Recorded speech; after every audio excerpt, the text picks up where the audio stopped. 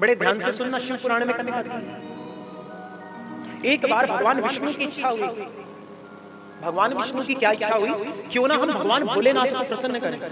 और भगवान भोलेनाथ को सामान्य रूप से प्रसन्न ना करें, क्या करें? कहते हैं 1000 कमल चढ़ाएंगे। सामान्य कमल नहीं, नील कमल। कौन से कमल? नील कमल चढ़ाएंगे। सामान्य नहीं, 1000 भगवान भोलेनाथ के नाम लेंगे और एक एक नाम पर एक एक नील कमल उनको चढ़ाएंगे। तो श्री भगवान विष्णु ने भगवान भोलेनाथ का एक एक नाम लेना प्रारंभ किया और एक एक नाम लेकर एक एक नील कमल उनको अर्पित करने लगे। अब यहाँ भैया 900 नाम हो गए, 950 नाम हो गए, अर्पित करते रहे। अब यहाँ पर क्या हुआ? जब कुछ ही कमल पुष्प रह गए, जब कुछ ही कमल पुष्प रह गए, तो भगवान भोलेनाथ ने सोचा क्यों ना मैं भगवान विष्णु की परीक्षा लूं। भैया भक्त वही है जो परीक्षा में पास हो और भगवान वही जो भक्त की समय समय पर परीक्षा ले। इसलिए आप सब लोग के जीवन में भी अगर कोई कष्ट आए तो घबराना नहीं। ये मत सोचना अरे इतना बड़ा पहाड़ टूट गया, क्या करे, कहां जाए। नहीं, घबराना नहीं। भगवान जब परीक्षा लेते हैं तो भगवान उसका समाधान भी देते हैं। अब वो आपके ऊपर है, आप उस समाधान को कैसे खोज रहे हैं, कैसे समझ पा रहे हैं। भगवान जब कोई विपदा देते हैं तो उस विपदा से निकलने का रास्ता भी साथ में देते हैं। अब ये आपके ऊपर है, आप कैसे उसको समझ सकते हैं। तो जब भैया कहते हैं 950 से भी ज्यादा नील कमल पुष्पों को अर्पित कर दिया गया। जब अर्पित कर दिया, अब भगवान भोलेनाथ ने सोचा अब समय आ गया, क्या करूं? परीक्षा ली। तो कैसे परीक्षा ली जाए? उस समय भगवान भोलेनाथ ने क्या किया? एक नील कमल गायब कर दिया। 1000 गिनती के रखे हुए थे तो 999 तक तो चढ़ाए। जब अंतिम नाम लेने वाले तो देखा अंतिम नील कमल तो आज गायब है। जब अंतिम नील कमल गायब है तो भैया पूजा तो कोई होएगी नहीं। 1000 नाम लेने थे तो 999 लिए, क्या किया जाए? और नील कमल कोई सामान्य नहीं है कि भैया कहीं भी बाग बगीचे से तोड़ के ले आओ, हर जगह प्राप्त नहीं होता नील कमल, तो मिले कैसे?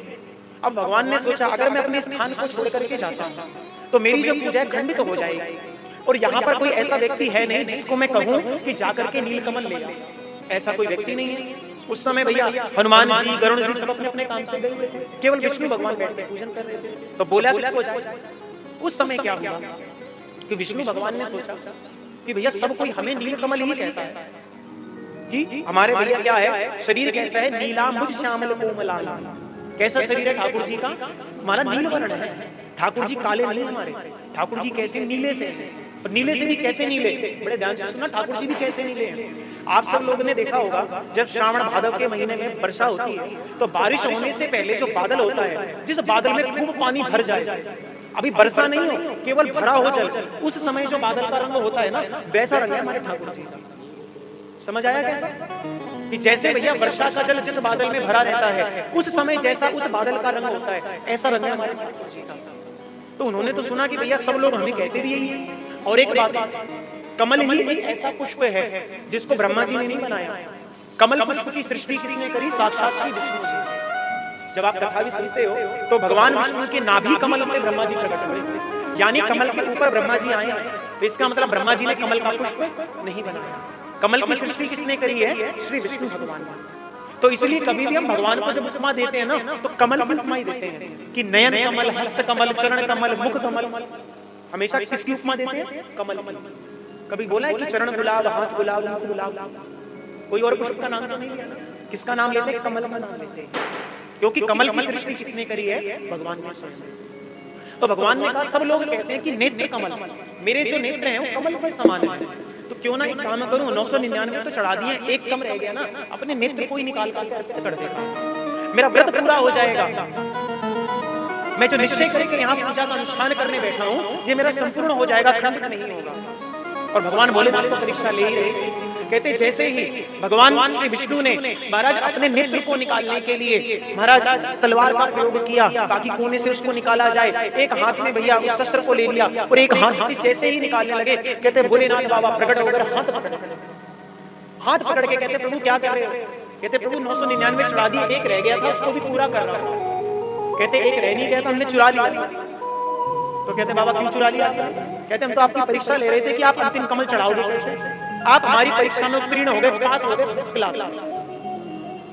अब भोले बाबा प्रसन्न भी हो गए। अब प्रसन्न हो गए तो भैया जब कोई व्यक्ति प्रसन्न होता है तो कुछ ना कुछ तो देता ही है। जब कोई किसी पर प्रसन्न होता है तो कुछ ना कुछ तो देता है। तो अब यहाँ पर सोचा उन्होंने क्या दिया जाए, तो कहते हैं उस समय भगवान भोलेनाथ ने क्या किया, भगवान भोलेनाथ ने सुदर्शन चक्र दिया। किसको? भगवान विष्णु। जो सुदर्शन चक्र धारण करते हैं ना हमारे भगवान विष्णु, ये किसने दिया है उनको? ये साक्षात भोले बाबा ने प्रकट होकर के भगवान को ये सुदर्शन चक्र दिया। और भोले बाबा का दिया सुदर्शन चक्र है, अकाट्य है, अगर चला गया तो जाकर के शत्रु का संहार करके ही आएगा। जैसे भोले बाबा का त्रिशूल है, अगर एक बार भोले बाबा ने उसको छोड़ दिया तो वो हमारा शत्रु का संहार करके ही आएगा। ऐसे ही भगवान विष्णु का सुदर्शन चक्र है, अगर एक बार भगवान विष्णु ने उसको छोड़ दिया तो वह उसका संहार, शत्रु का संहार करके ही आता है। किसने दिया है? भगवान विश्वनाथ ने, भोलेनाथ।